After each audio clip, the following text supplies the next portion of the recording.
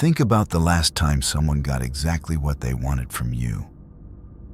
Maybe it was a request that felt reasonable. Maybe it was a favor you didn't plan to give. Maybe it was a decision you made that somehow felt like yours. Ask yourself something honestly. Was it? Because here is a truth most people are not prepared to hear. Compliance is almost never a conscious choice. It is a psychological reflex. And the people who understand this, the ones who have studied it, tested it, weaponized it, they do not argue with you. They do not pressure you. They do not need to. They simply arrange the conditions, and you move. This is not a video about manipulation in the crude sense. This is about something far older, far colder, and far more precise. This is about the architecture of obedience, the invisible structures that exist in every conversation, every relationship, every room where one person ends up with more power than the other. 5 psychological mechanisms, quietly at work, everywhere, all the time. Let's begin. The first truth you must understand is this. The brain does not obey commands. It obeys frames. Most people, when they want someone to comply, make the mistake of presenting a request directly. They state what they want. They explain why they want it. They wait for a yes or no. And in doing so, they hand the other person a door the other person can close. But here is what those with real influence understand. You do not knock on the door. You redesign the hallway so that the door they think they are choosing is, in fact, the one you already selected for them. This is called framing.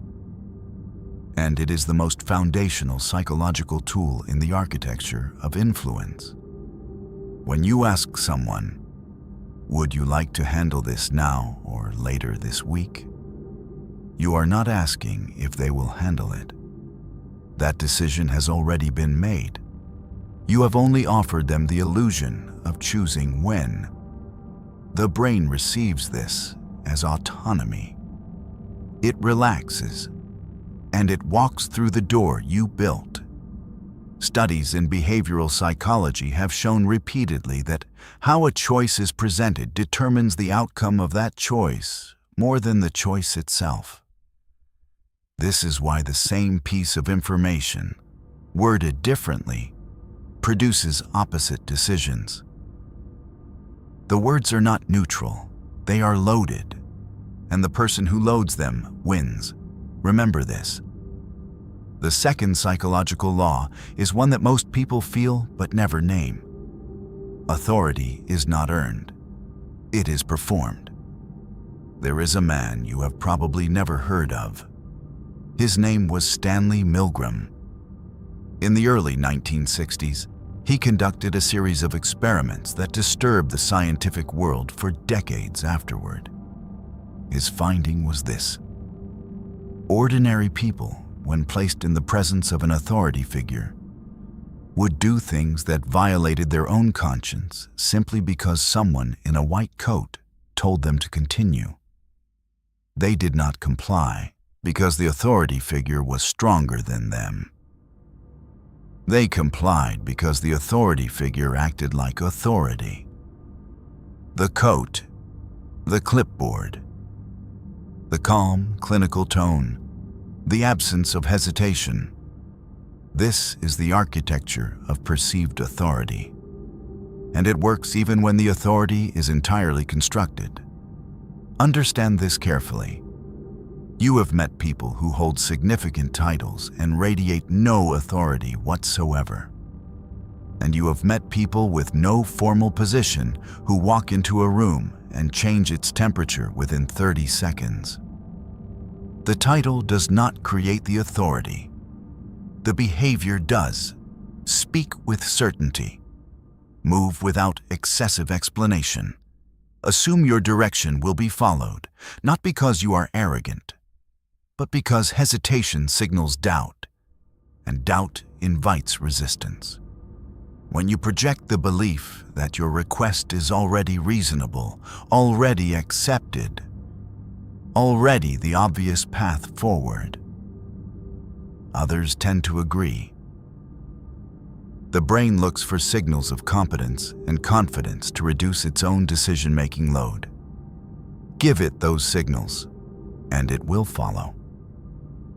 The third mistake most people make is confusing agreement with compliance. They want people to say yes. What they should want is for people to act. These are not the same thing. Here is where the psychology of commitment becomes so dangerous in the hands of someone who understands it. Behavioral science has documented what is called the consistency principle. Once a person takes a small action in a particular direction, their identity begins to reorganize around that action. They become, in their own mind, someone who does this kind of thing. And people do almost anything to stay consistent with who they believe they are. This is why skilled influencers never start with a large request. They start with a small one. Something almost impossible to refuse. Something minor, reasonable, even flattering to agree to. Can I get your opinion on something for just a moment? Would you be willing to take a look at this and tell me what you think? Yes, of course. Easy. But here is what just happened beneath the surface. The person has now cast a vote for a version of themselves. The version that helps, that engages, that is reasonable and cooperative. And people will go to extraordinary lengths to stay consistent with the votes they have cast. The next request is larger, then the next. And each one feels less like a new decision and more like a natural continuation of who they already said they were. You did not pressure them.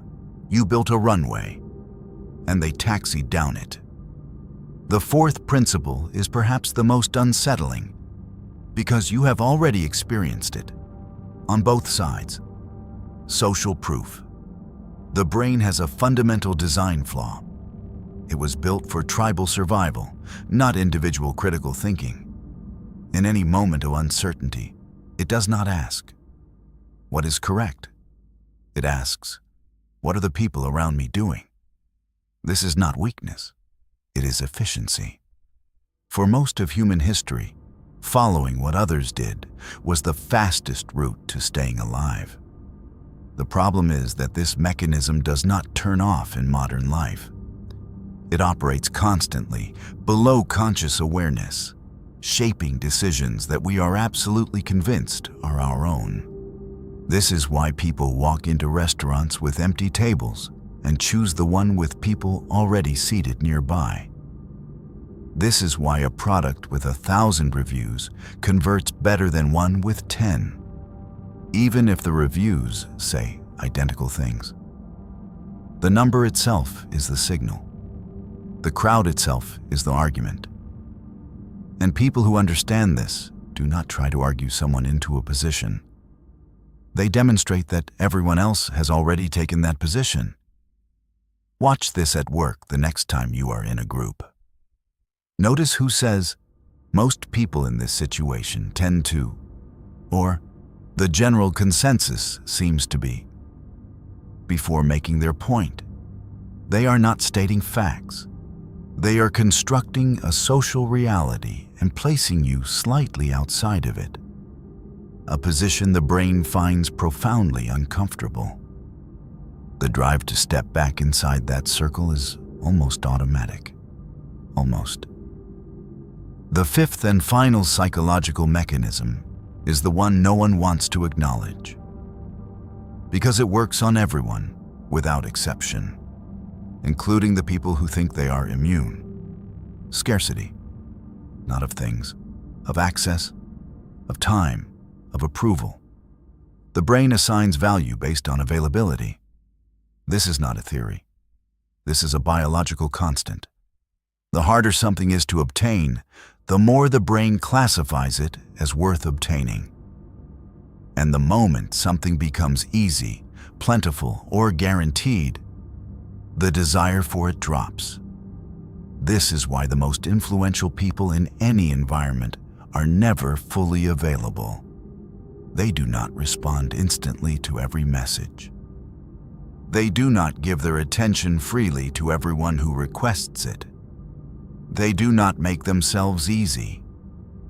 And without consciously understanding why, the people around them want their attention more because of it. Understand the colder truth beneath this. When you make yourself too available, you are not being generous. You are being devalued.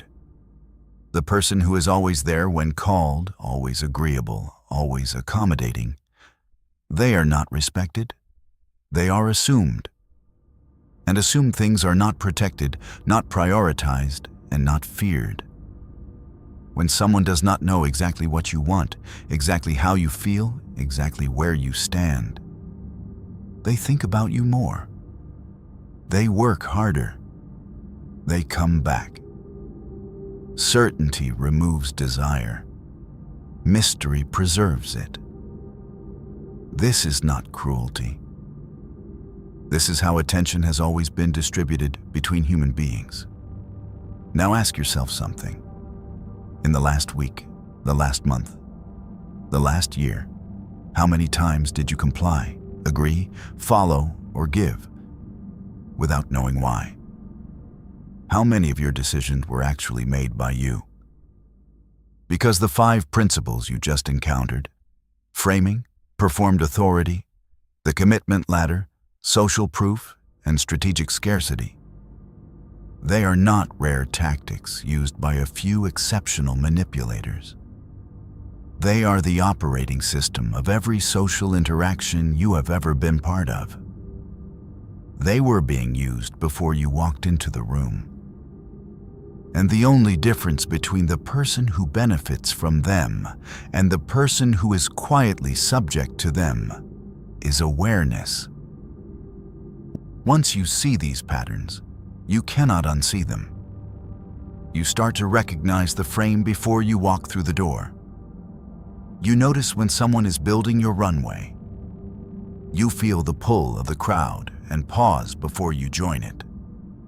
You stop moving on reflex, and you start moving on choice.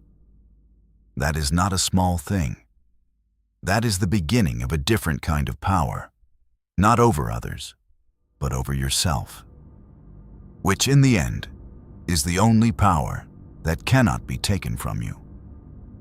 But here is what this video did not cover. There is a 6th dimension to all of this. Something that sits beneath framing, beneath authority, beneath everything you just learned.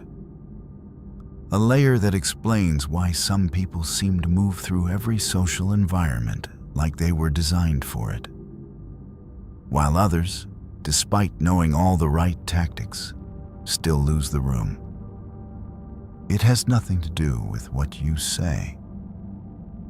It has everything to do with what you have already decided about yourself before you say anything at all.